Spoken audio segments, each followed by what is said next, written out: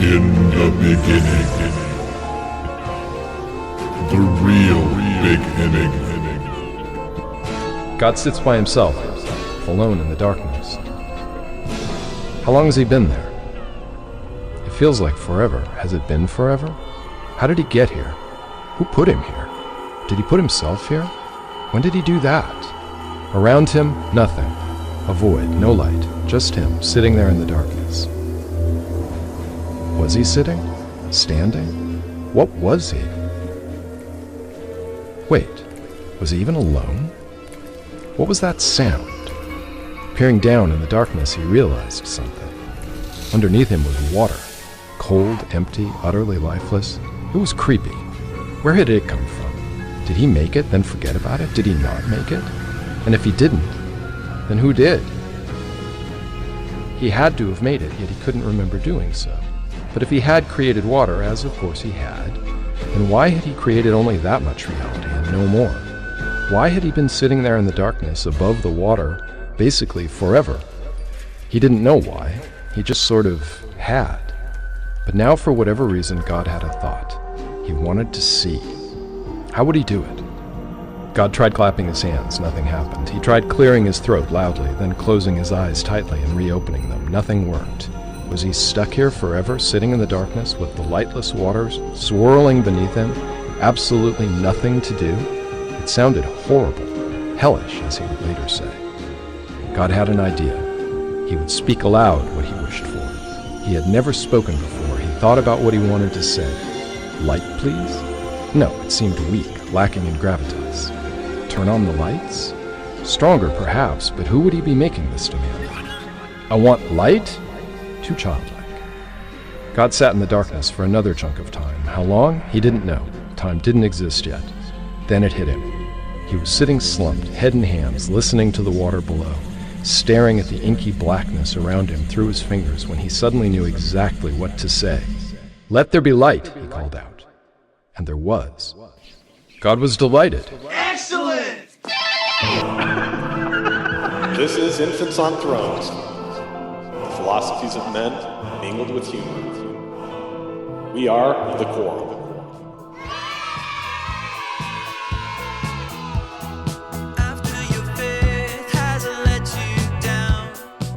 Welcome back to Infants on Thrones.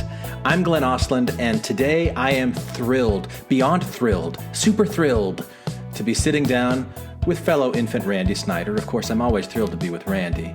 But together we interview a special guest, Chris Matheson, to talk about Chris's new book, The Trouble with God, which is a follow-up to his previous book, The Story of God, a biblical comedy about love and hate, by Chris Matheson, narrated by Chris Matheson. Yeah, that one. Now, Chris has also written a few movies, like Rapturepalooza with Craig Robinson and Anna Kendrick, Imagine That with Eddie Murphy, Mr. Wrong with Ellen DeGeneres and Bill Pullman, a Goofy movie with, Goofy, Mom and Dad Save the World with John Lovitz, Terry Garr, and the principal from Ferris Bueller's Day Off, and another little movie called Bill and Ted's Excellent Adventure. Excellent! Now, in The Story of God, Chris has God waking up in the middle of nothing, and then he starts creating stuff, which leads to all these adventures and misadventures as recorded in the Bible. Now, in the follow-up book, The Trouble with God, Chris has God taking a stroll through other scriptures like the Quran, Dianetics, and the Book of Mormon.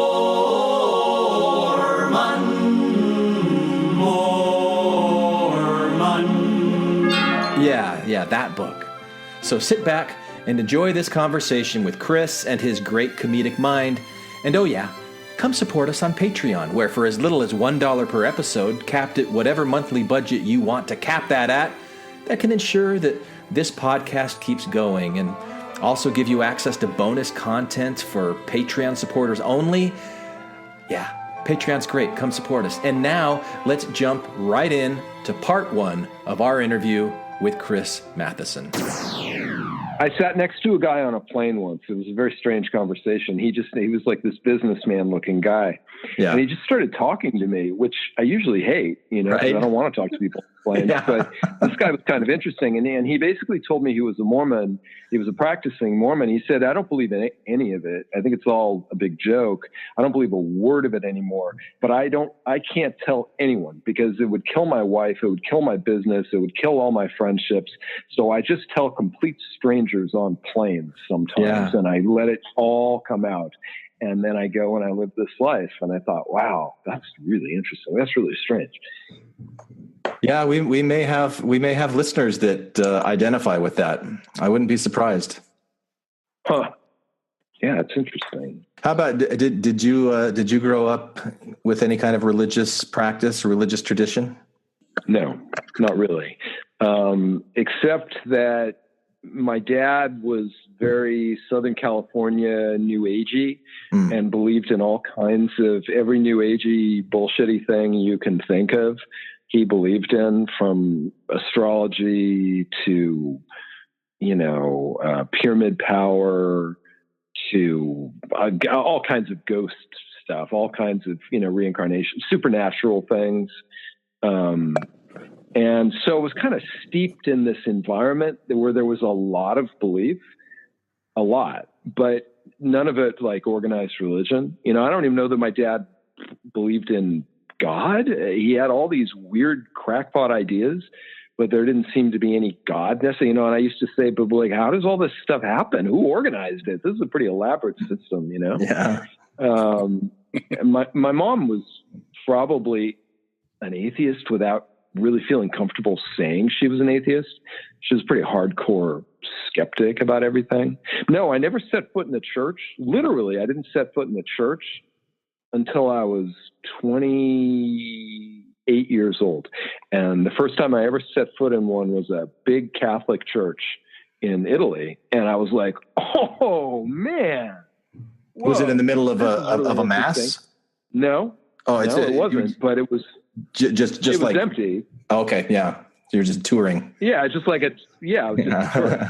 And So this is what it looks like, inside of these things. Yeah. And I was so struck, like, oh my God, this is so interesting. What a weird place, And so has that been your attitude towards religion really since then? Well, I think that started a kind of a fascination with it because it is such a strange thing. It's so different from everything else we do, it seems to me. I would say it piqued my interest. And from that point on, I think I started reading all the books because I just wanted to learn more. I thought it was interesting, but I'm a comedy writer, right? Mm-hmm. So before too long, I just start thinking, this is all just total bullshit. This is all a joke. You got to be kidding. These are the books. Come on. That's the thing that, okay. So like you came at it, from a never anything as far as religious speaking, but when you come out of like, especially Mormonism, where it is such it's such a fishbowl. And then you get out of the fishbowl and you look back, you're like, especially the further away you get in time from the moment of getting out of the fishbowl, you become more and more like, just perplexed at how this ever seemed normal to you. And there's like there's a kind of uncomfortable embarrassment about it. But at the same time, you remember when you have to remember when you look at your still believing friends and family that you were once them. That's the only way you could maintain, kindness and empathy when dealing with them. How old were you when you left? Well, it was a process. It started in 2006. I was about 32 when the eroding happened, and then in 2009 was the crash. We often use the metaphor of the bookshelf. You start putting things that bother you up on a bookshelf, and eventually it becomes too heavy and crashes down. So that happened about age 35, and I'm 43 now. And do you remember like the day or even the moment? Was it just like, no, it's just too much? I mean, how does that feel? What is that like? What does that moment feel like? It's hard to pinpoint like a moment. I mean, there are certain things that stick out in your head, like the first time you tell your wife you don't believe in the church. And then a few months later, telling your wife, now I don't really think I believe in God. And didn't you do that like on your anniversary? Yeah, we were in a really funny story where like you never drink wine at all, and then on your anniversary you just kind of ambushed her or something, wasn't it? Yeah, we were in Cabo, sitting at a restaurant table right on the beach, and I ordered a glass of wine. That was my brilliant way of breaking the news. coming out of the closet there. Yeah.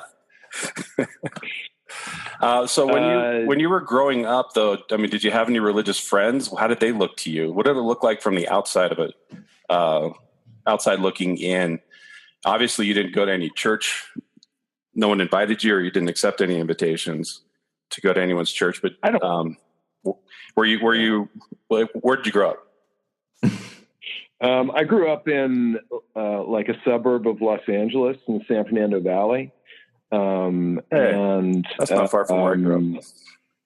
Yeah, where'd you grow up? Well, you grew up in the porn capital of the world. I grew up in the Sister San Gabriel Valley. Yeah, damn right. I grew up in the porn capital of the world. That's right, which explains just a great deal, I think.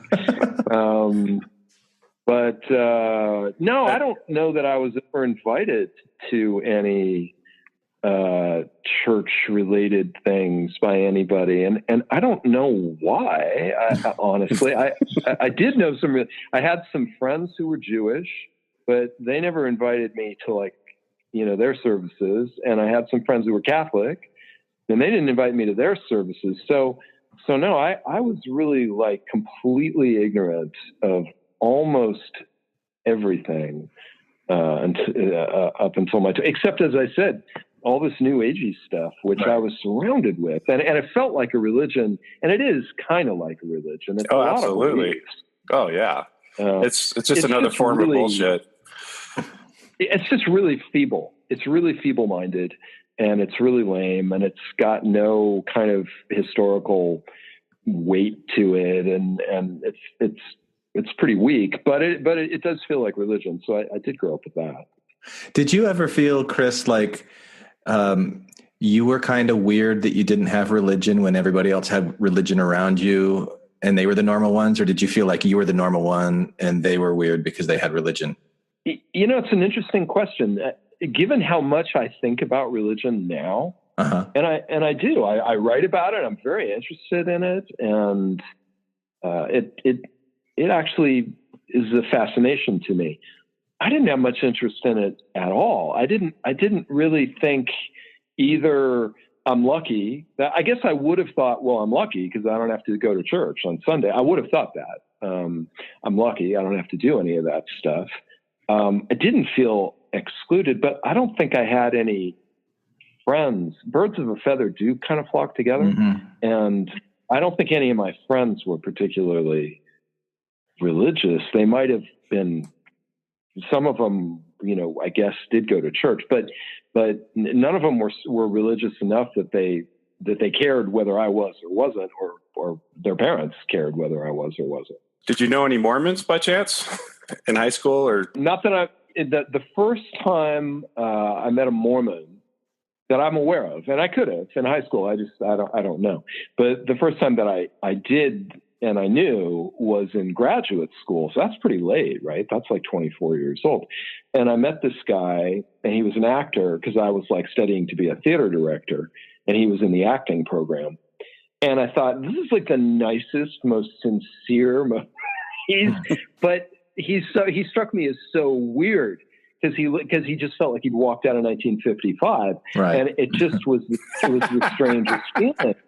Because it was 1980. It was 1985, and like what he was such a weird anachronism. I thought he was a very nice guy. He was the squarest guy I'd ever met by far up to that point, and I didn't get to be friends with him or anything. I was just sort of struck by him. He was very nice, and a very friendly guy.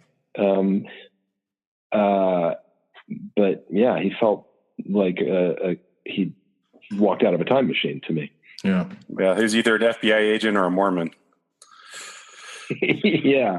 in the 80s, Yeah. looking like I that. mean, my experience of Mormons is they tend to be friendly and nice and pleasant and genial for the most part. That's my very superficial impression. Well, that's Is that kind right, of or is that that's kind of what what we were going for, is like good, clean cut, conservative, all American. Yeah, I think that's a fair assessment, because we were kind of trained to be that way, and told very explicitly that people that aren't Mormon will see us smiling, they'll see our joy, and they'll wonder why is we're so happy, and that will make them want to become Mormon too. So, yeah, you know, awesome. I guess. Yeah. I don't know. That it would be nice. It would be nice if there was a little bit more depth to it in areas where it's lacking, but you could probably say that about a lot of people. So, and culturally, I mean, the Mormon Church came out of kind of the Wild West, and they were like perceived as like grubby mountain men with a bunch of wives. And then the church kind of overhauled its whole image in the 50s under president at the time, David O. McKay. And ever since then, the church has been stuck culturally in the 50s.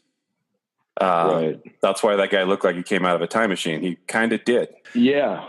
So what did you do from 1985? And you were in graduate school, and you eventually became a comedy writer. Could talk a little bit about what that path was like, and what are some of the things that listeners would know you from? Probably my best known film credits are the two Bill and Ted movies, Bill and Ted's Excellent Adventure and Bill and Ted's Bogus Journey, which I co-wrote with Ed Solomon. Actually, we wrote the first Bill and Ted right after I didn't even finish grad school. I quit grad school because I realized I didn't want to be a theater director. So I came back to LA, and Ed and I had these characters that we'd made up in like an improv thing a year before. Nice. And we thought, well, let's see if we can put them in a movie. So which one were you? We were both kind of both. Okay. The way we would write Bill and Ted is we would just start talking, we would just write dialogue. And then once we'd written 2 pages of dialogue, we'd just go back and go Bill, Ted, Bill, Ted, Bill, Ted, because to us, they were kind of the same. Now they feel different to us. They're not really as much the same, but when we made them up, they just seemed like one guy split in half, essentially. So we were both kind of both. Why'd you pick San Dimas? Anyway, Why didn't you pick a school in the San Fernando Valley? Ed and I used to drive out to Las Vegas to gamble. And you drive through San Dimas. Yeah, and we were talking about Bill and Ted, and we were trying to figure out like where they lived, and we just drove past San Dimas, and we thought, all right, well, there you go, San Dimas. So that's where Raging Waters is. Yeah, well, right. And I think we went to Raging Waters at one point. I don't know whether we did go to Raging Waters. I don't know whether we went before or after we wrote the script. Raging Waters refused to allow us to use their name in the title. Like when Napoleon goes on the water slides, it's not called Raging Waters because Raging Waters said no, which was really a bonehead move on their part because it would have been free advertising. Yeah, it would have been tons of free advertising for them. So that was kind of, I think, not a smart move on their part. And those were filmed in Arizona, right? That wasn't in California. Yeah. That was where I grew up. It was. Oh, you grew up in Arizona? Yeah. So that bowling alley, I used to bowl at that bowling alley all the time. Oh, is that right? Yeah. Oh, wow. Yeah. Yeah, it was Tempe, I think, is where we were, right? Rural road. Yeah. Yep. Yeah, rural and baseline. Yeah, and then we went to Italy for part of it to shoot like the castle where the medieval princesses are, and some of the other different time periods.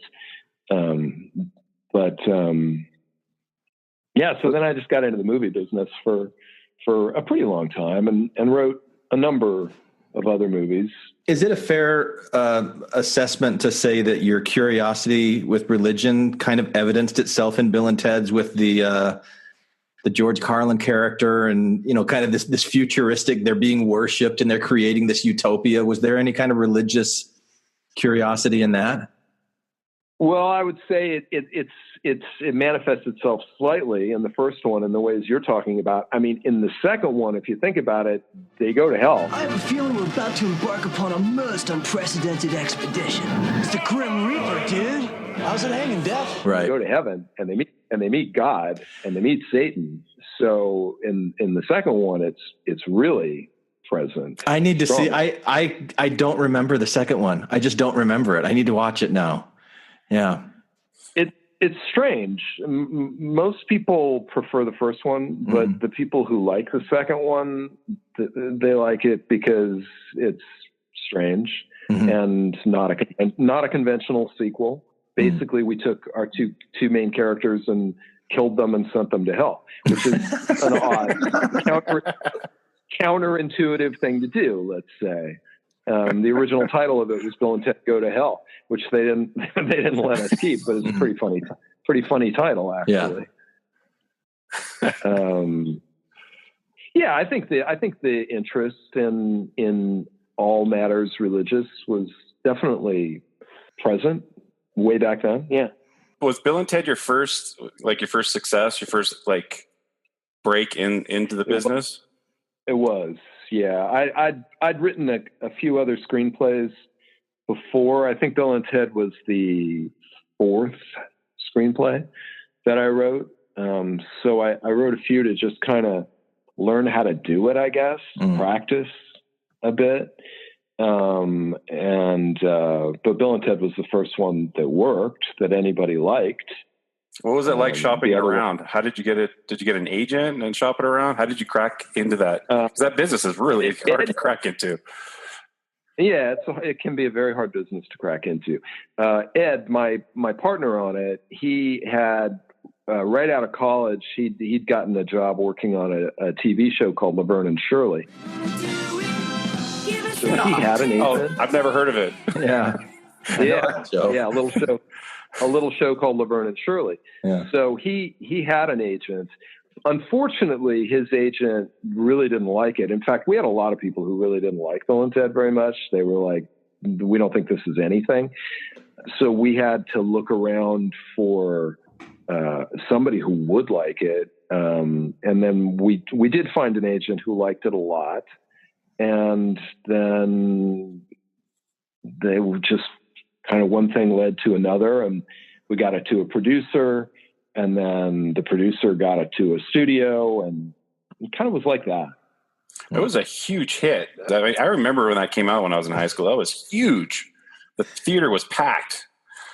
It was kind of, it wasn't huge like, Black Panther or something. It was kind of culty, let's say, but it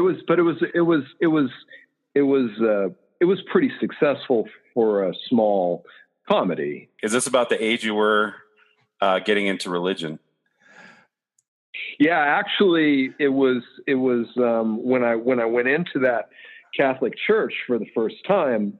That was like I was in Italy for the filming of part of Bill and Ted, and Bill and Ted had wrapped, and I spent a couple of weeks just wandering around Italy, and so I found myself, as one logically does in Italy, walking into giant churches. And this one was in Naples, and I was just kind of floored by it. Like, man, what an interesting place. All these weird symbolic things. It's so saturated with meaning. It's so dense with all these hidden meanings that you can look into. I thought it was fantastically interesting.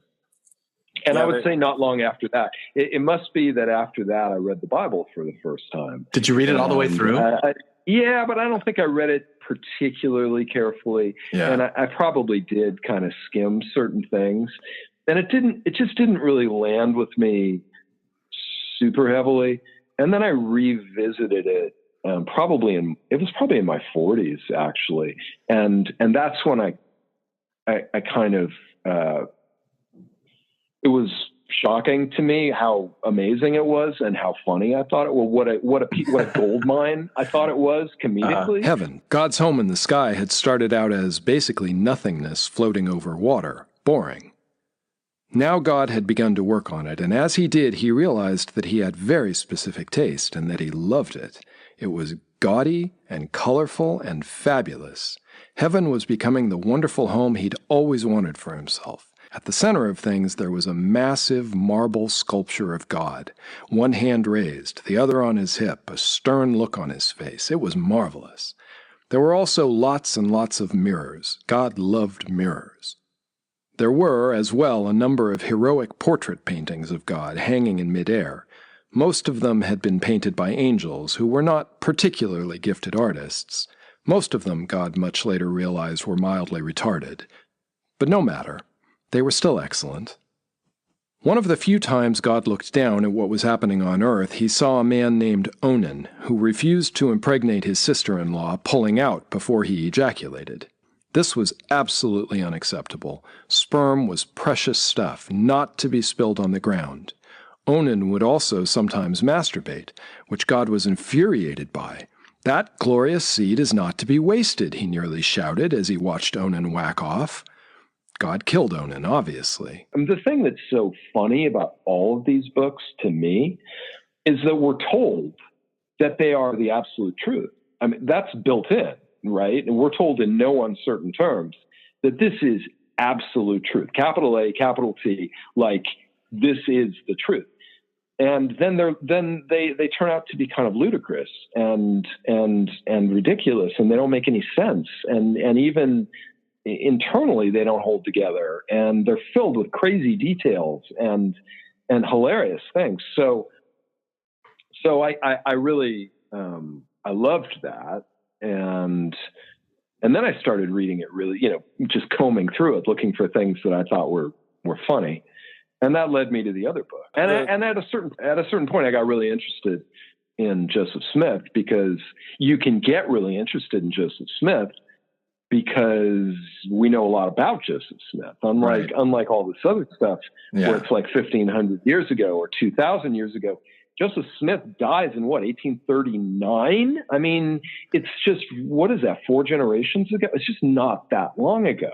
My great-grandfather, I think, was born in 1839. So it's just not that long ago. And he's obviously a very interesting character. He's a fascinating character. But what you didn't understand as you're reading through the scriptures and being baffled by how nutty it is, because you were never religious, you weren't brought up religious, is the relationship that people have with their holy books isn't like reading it from cover to cover on a regular basis. They have more of a relationship with their community and their local community customs. And the holy text is just something to basically proof text from time to time to confirm what they already believe. So a lot of them, that's why atheists scored so much higher than the highly religious in that Pew study. On asking basic questions about the Bible and the Quran and just basically religion, is because they don't read their books that closely. Well, and there's also such a connection to the culture. It forms part of their identity that I think it's hard. So for you, Chris, having not identified with any of this stuff, you can read through the Bible and go, "What a gold mine of comedic material in here," because you've got that emotional distance with the material, and you can laugh at it. You can see the incongruities and kind of feel the superiority to it and all of that where humor comes from. But people that are in it have a really hard time with it. So I'm curious what some of the responses have been to the book that you wrote, The Story of God, a biblical comedy of love and hate. Have you gotten pushback and hatred from that, or have people received it really well? What's that been like? I think most of the people who read it, frankly, were atheists. I think most people who, I don't think there were like a lot of evangelical Christians who read it.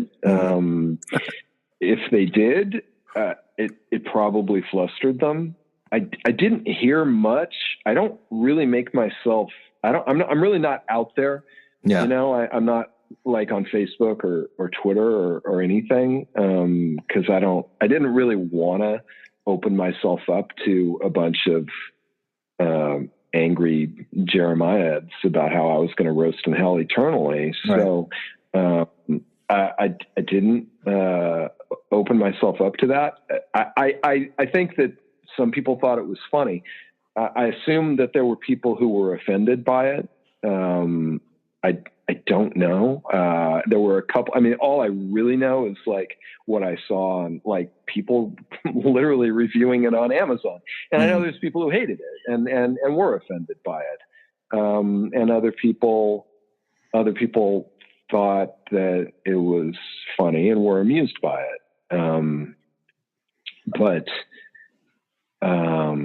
No, not that much. I didn't get any death threat. You know, I wrote a movie. It's kind of I wrote a movie. It's sort of a small movie that came out 2013 called Rapture Palooza that Anna Kendrick and Craig Robinson are in. It's basically taking the rapture.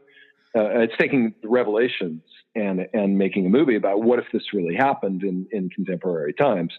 And Craig Robinson plays the Beast. My name is Beast. He's the Antichrist, then. He's the Antichrist. He's the Antichrist. He's not as bad as everybody says. And it's highly irreverent. In the end, Jesus flies down and he gets laser beamed out of the sky.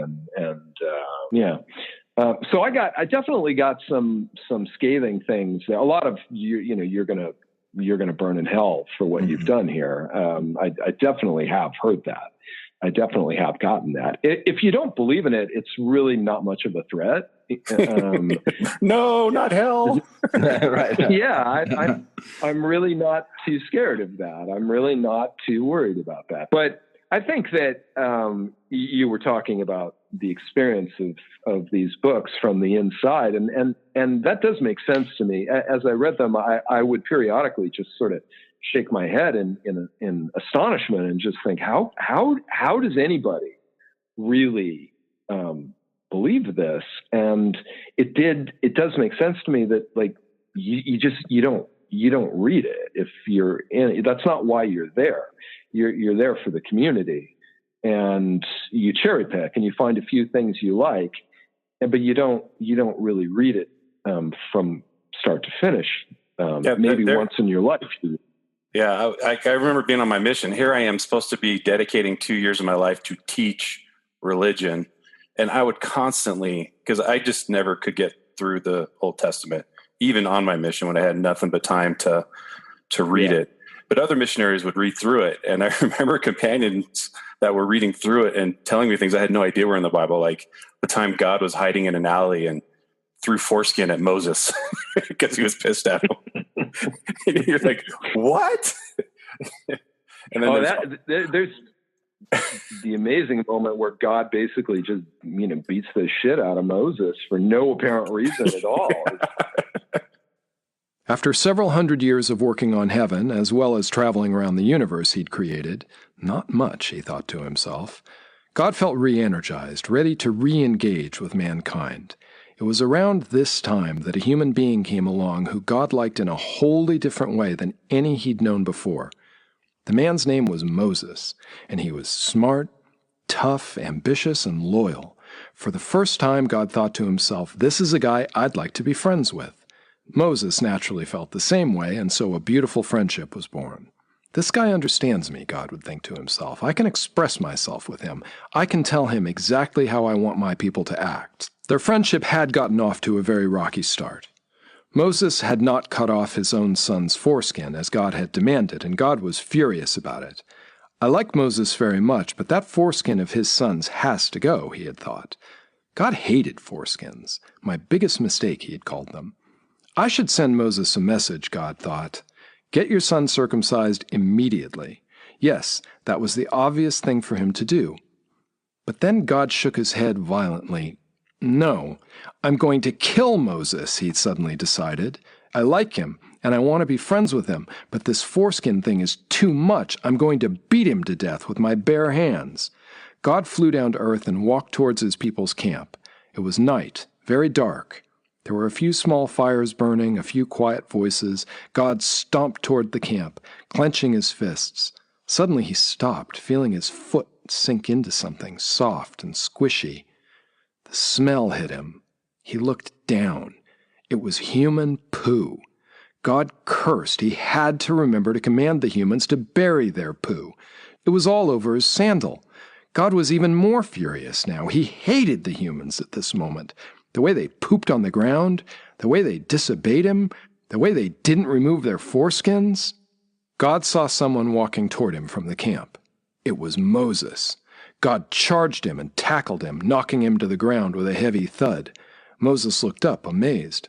God, he managed, before God punched him in the face, hard. Moses' head spun to one side, his eyes rolled, a trickle of blood ran out of his nose. God hit him again in the mouth, crack.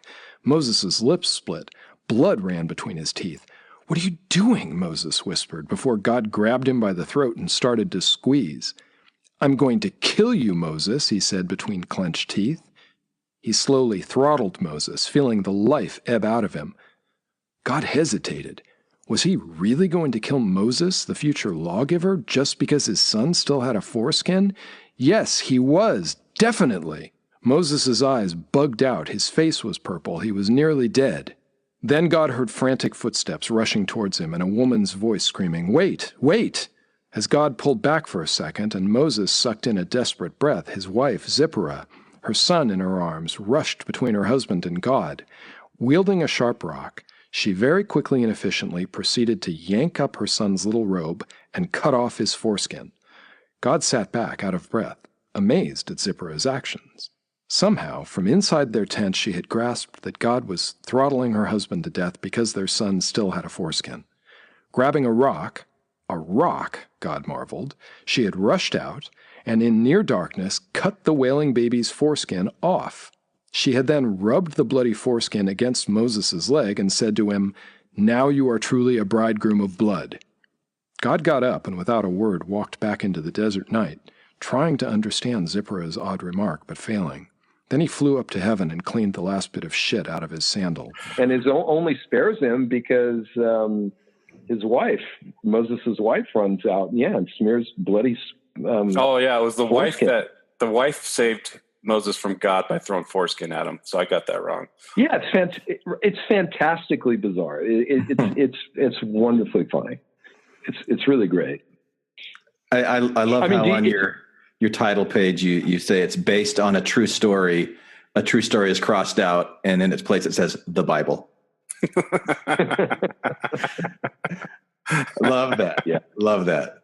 What are some of your favorite parts of that first book that you did, The Story of God? I think my favorite thing is probably the Book of Job. Sometime long before, after the Tower of Babel, but before Sodom and Gomorrah, there had been a man named Job who loved God very much. God liked that about him. It made God feel wonderful that this good man, for Job was a good man, a blameless man, really, loved him so faithfully. God was throwing a lot of parties at this time. He'd just started working on heaven, and he liked to walk angels around and show them how amazing it was going to be. Sometimes he would invite 10 or 15 angels, and they would all listen rapt as God discussed his stunning achievements, how he had literally created everything in the universe in a single week. Sometimes the angels would spontaneously applaud God, and while he didn't expect or demand it, he did enjoy it. But the main thing God liked to talk about at this time was Job. God never got tired of telling everyone how much this flawless man loved him. And then, at a certain party, Satan showed up.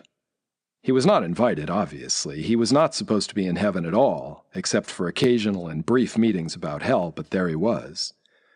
God and Satan had had limited interactions since the whole tree of knowledge thing. God didn't like the way Satan had handled it, and he strongly disliked how insinuating and at times frankly disrespectful Satan had been towards him. So what was he doing here at God's garden party? Did he show up just to ruin it because he hated, resented, and was jealous of God, which he obviously was? God didn't want to get upset in front of his angels, so he didn't do what in hindsight he obviously should have done, which was to kick Satan out. Instead, he tried to stay calm, as if, yes, of course he'd invited Satan to his party. It's not like he snuck into heaven. There was a strained pause. The angels looked at Satan, then back at God. Everyone knew these two didn't like each other. Satan stood there not saying anything, an annoyingly blank look on his face. God was going to stare right back at him, stare him down. He had no problem with that. But then he decided to take the high road, be a good host, actually engage Satan in a friendly conversation. "Where have you been?" he asked. Not that he didn't know the answer to this, obviously. He always knew the answer. Every single time he asked a question, he was just being polite.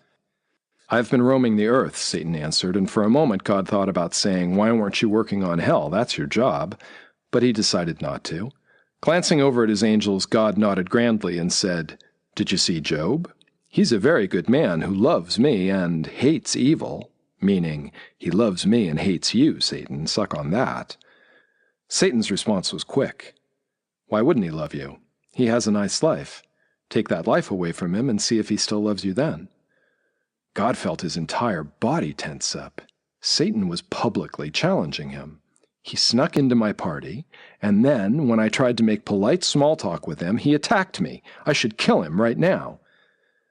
But God decided that it would look weak if he reacted violently against Satan. "No, I will act as if I am amused by what he is saying," he told himself. He smiled broadly, shrugged, and in the most supremely confident voice he could affect, which was very supremely confident, he felt, he said, "Go ahead then, Satan, ruin his life. I don't care. Just don't physically hurt him." Satan looked at God for a moment, then nodded and walked away without saying another word. Instantly, God regretted what he'd said. He liked Job very much, and now he'd given Satan permission to destroy the man's life. Why didn't I say something like, "Think whatever you like, Satan. You obviously are trying to goad me into giving you permission to torture Job, but guess what? I'm not going to give it to you. By the way, you weren't invited to this party, and I'd like you to leave." I love God as a character. He's a wonderful character. He's so strange and sad and confused and angry and teetering on mental illness all the time and homophobic, but seems drawn to men. Yeah, right. He's such an incredible character, and I would say the Book of Job is the highlight of the entire Bible in terms of God's madness, his meltdown when he starts berating Job. Who are you? This poor, pathetic wretch who's lost everything, and he's covered with boils from head to toe. And God, the creator of the universe, is just screaming at him this diatribe, and they kind of just start spinning out, and he starts talking about his pet sea monster, Leviathan, and he starts talking about talking horses, and I love it. I absolutely love it, and I love the big reveal or the finale, which is Job's life supposedly being restored by God, but God doesn't do anything. God does not do anything to restore Job's life. It's Job's siblings who have to restore his money, and Job's poor wife has to give birth to 10 more children. God doesn't do a thing. He's kind of revealed as like a big empty suit in the end, which I love. So in terms of God being bombastic and mean and an empty suit, the Book of Job is just classic. My theory about it anyway. I think the really brilliant person in the Old Testament is Solomon. I think Solomon is really kind of a brilliant man. I think Ecclesiastes is for a non-believer, Ecclesiastes is really the prettiest thing in the Bible, and some of the philosophy in it is I think pretty powerful. It seems to me that because we don't know who wrote Job, I think Solomon wrote Job. I actually think the Book of Job is written as a kind of a satire. And I think it's devastating satire. I think it's like Voltaire or Mark Twain or Jonathan Swift could not improve upon the Book of Job. I like that. I like that. You know, because I've looked at Job.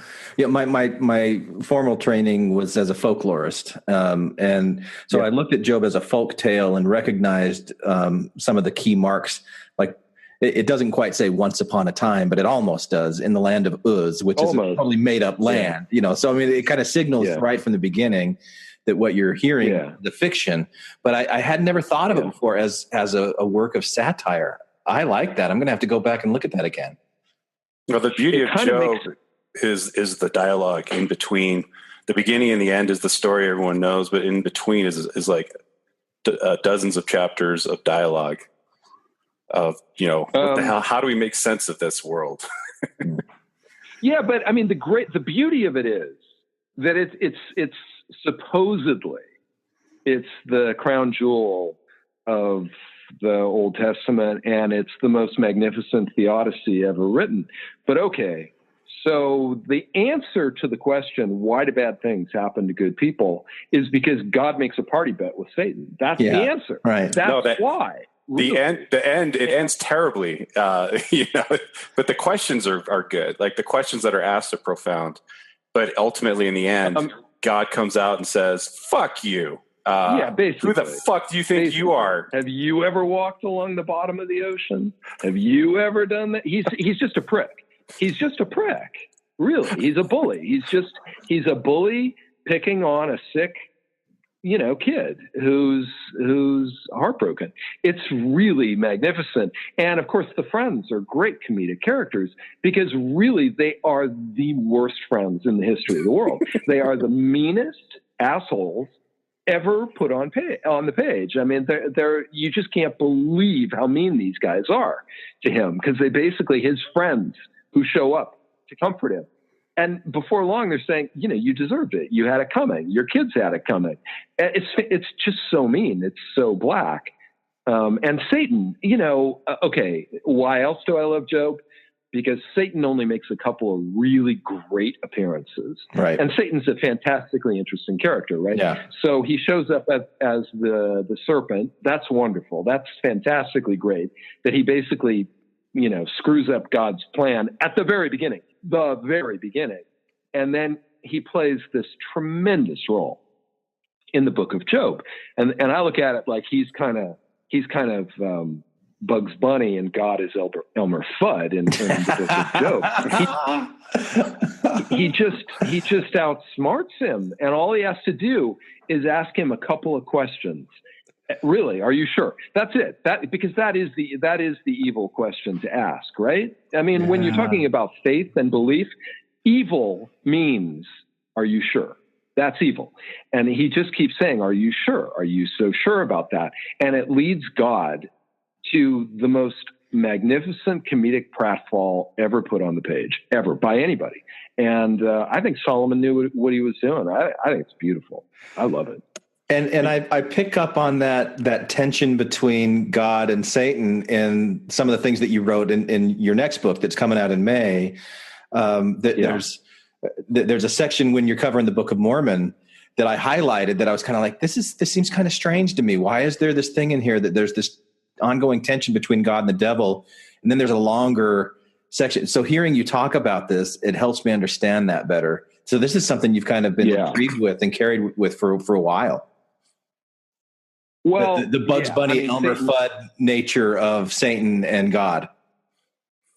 Satan's the most interesting character in the book. Oh, sure. Right? Yeah, I mean, of course he is. Also in the LDS Temple film, which you could find out if you look for it on YouTube. But yeah. I was going to bring that up because just so you know, Chris, when you go to the temple, they make you sit through this movie, and it's about the Garden of Eden.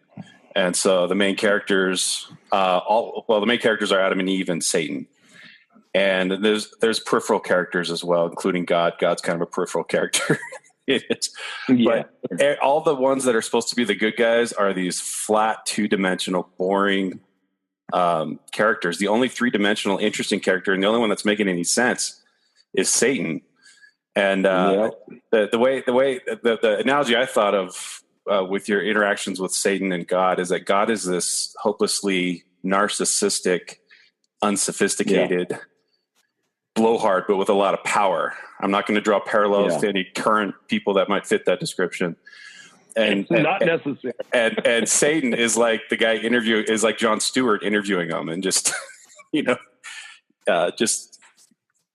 tying him up in knots. He clearly seems smarter than God on the page. He feels smarter.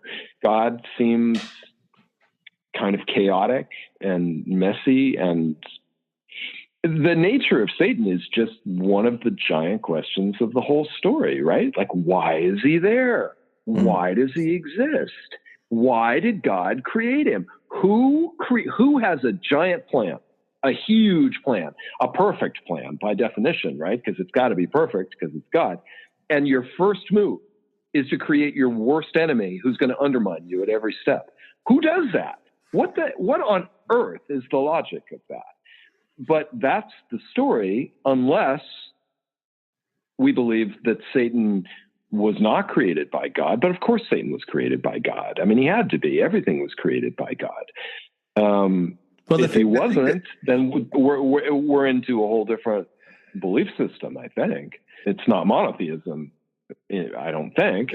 If Satan's equally powerful and exists from the start, just like God. God created his worst enemy to undermine him, which he does successfully again and again and again, thus driving God crazy. It's bizarre. Well, And but it's as psychodrama, it's very weird. But it's so revelatory of the way that humans feel about ourselves, I mean, because these stories, sure, they're presented as if they're the truth, like you said before, absolute capital A capital T truth, but you study them long enough, you realize these are human creations, and so these are the way of humans projecting the way they view themselves onto the universe via these texts. And so to take it from that perspective, and then to ask that question that you asked about, why would you have this perfect God, but put this thorn in its side that is always going to knock you down, always going to frustrate you? What does that say about humans and how we see each other? I find to be a endlessly fascinating rabbit hole to go down. You're right. I mean, as a reflection of human nature, of who we are, God is an incredible creation. Yeah, it is very profound to look at that way. I agree with you. Yeah. The Mormon answer to your question, why would God do that? They have a very simple answer to it. Is that this life is for us to be tested, and in order to be truly tested, we have to have opposition in all things. You might remember that from the Book of Mormon in Second Nephi chapter 2. You can't know sweet unless you've tasted the bitter. All the contrasts. So that's the simplistic answer for why. Yeah, that's how a Mormon would react to your question. It would make more sense if God wasn't so frequently furious, but he's so frequently enraged. That would be if he just sort of pulled back. He's the kind of watchmaker, right? And just sets things in motion, and you got to deal with darkness. But he's enraged much of the time. The difference, there's a huge difference between the modern Mormon's conception of what God is like compared to how he comes across on the pages of the Old Testament. Their modern conception of Heavenly Father is what they call him. He's this ultimately kind, white-bearded, gentle, always looking out for your best interests. Sometimes he gives you a little tough love because you need it. And he's just so sweet and gentle and pure. And then you then you refer to the pages of the Old Testament. You're like, what the fuck? Right. Like these don't go together. They're not even in the same universe. Yeah, and God, I mean, I would say his lunacy is strangely, deeply built into the Book of Mormon, because what a crazy plan that is, right? He knows, because he knows everything. He's omniscient. If he's not omniscient, he's not God. He knows from the moment he begins this thing that it's going to fail utterly. I mean, he's got this whole big plan, that's like culminates in Jesus's big appearance in the sky. And like, none of it works. In fact, the purpose of it, apparently, in the end, is for it to be kind of what? What's the purpose? Oh, come on, Glenn. Oh, Glenn, you are not going to stop it there, are you? Can you at least give us a little hint? Okay, you want a hint? Here's a little hint. It's a crazy plan. It's kind of an insane plan. But tune in next week for part 2, when Randy and Chris and I dive deep into Chris's take on the Book of Mormon text. It's badass, He's like flying in and he's blowing shit up and he's killing people. And we'll do some dramatic readings for you, and we'll find out how Chris feels about the prose of the Book of Mormon. You're a writer. So I wanted to get your take on the prose and just basically the overall writing quality of the Book of Mormon. It's horrible. I mean, he's the worst, honestly. I mean, he gets points for being audacious. He's an astonishment. As a writer, he's horrible. And we'll reveal the ancient name of a super ancient prophet. Mahonri Morienkin. Wow, that's a mouthful. Morienkimer. Yeah. First and last names, they had those back then too. It was really convenient.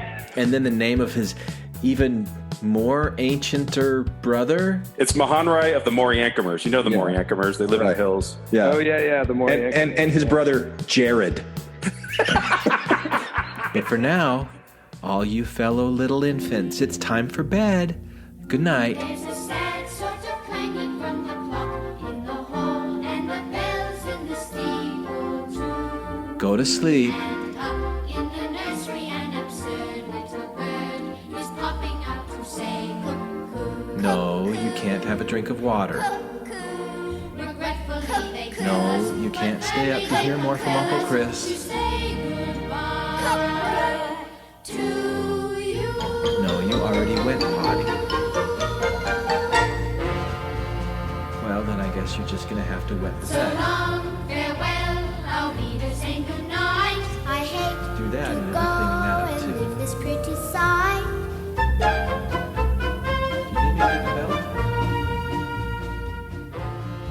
Hello there. This is your brother. And I have something to say concerning these people. If they do not listen to every minute of every episode of Infants on Thrones, they shall be totally missing out. You can comment on this episode on the website infantsonthrones.com.